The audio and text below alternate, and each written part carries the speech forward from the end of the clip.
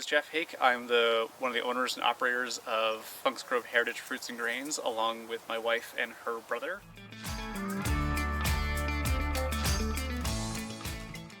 This is our gravity wagon that my brother-in-law has converted into also being a dryer, so it does both functions.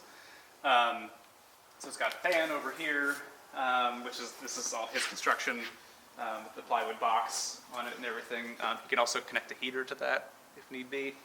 But it's got the hydraulic auger on this side, and it's got the gate you open there so we can feed out the bottom. The cool thing about this is that this is a standard gravity wagon from the larger conventional farm that we purchased from them. Johnny made the conversions, and now we can use this to pull behind, harvest directly into, and then it's not only getting transported out of the field, but it's also already started the drying process. It's already in the dryer, basically, so it's doing two things at once. This currently has corn in it from our Floriani flint corn harvest this year, but we can also just as easily use it for wheat or any other small grains that we might harvest. We use this for most of our drying, honestly. It's a big enough capacity that it works for us. We did have a bit of a log jam, I think is the word, where we had two different corn crops this year. Two different varieties. We need to keep them separate, of course.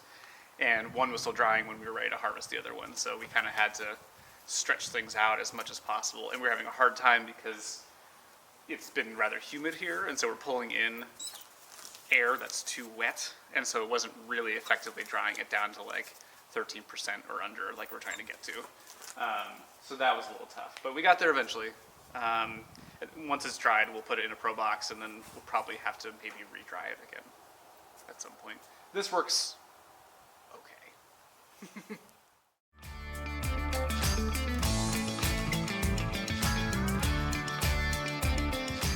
So yeah, we use Pro Boxes which are these, for most of our storage. And I'll say that's not ideal. These aren't great at moisture control. They do generally keep out mice. They can keep out bugs, but we have to be really diligent to not give bugs any chance to get in there. They are nice in a lot of ways. One, they're just very available. We're surrounded by conventional ag, and this is how a lot of chemicals, fertilizers, all that stuff is kind of used. So we can just completely clean it out and then use it for our own purposes. It's doing the same thing for those inputs as it is for us, keeping things out, keeping things dry. They're really modular. They're made to be picked up. They're built like a pallet, basically. But they will not always keep bugs out. And like I said, the moisture control is tough, so we often have to re-clean things, re-dry things that have been stored in these.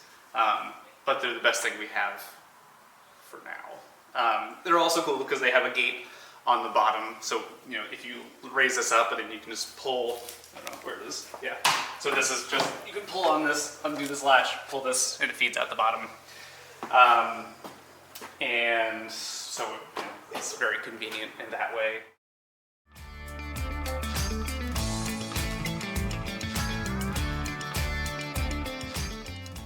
Sometimes we use these 55-gallon drums, food-safe drums, for storage as well. They're actually a little better than the Pro Box in some ways because they seal better. Mice are also not going to get through this. Really useful for a lot of our smaller crops. The same ones that we dry, and this is what we keep in here. So this, I think this has our glass jam corn in it right now. So just another good smaller storage option for us.